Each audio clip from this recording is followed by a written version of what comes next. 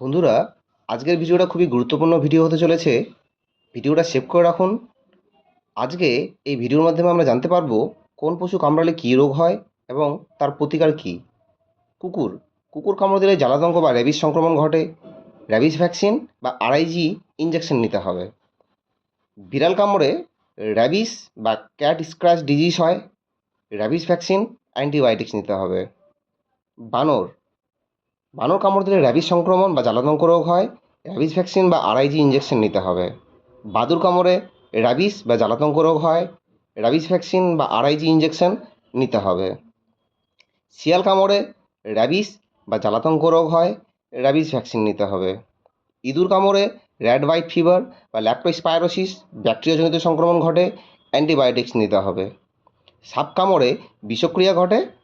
Antivenom নিতে হবে। ভিডিওটা সেভ করে রাখুন এবং শেয়ার করুন আপনাদের বন্ধুদের সাথে। খুবই গুরুত্বপূর্ণ একটা ভিডিও।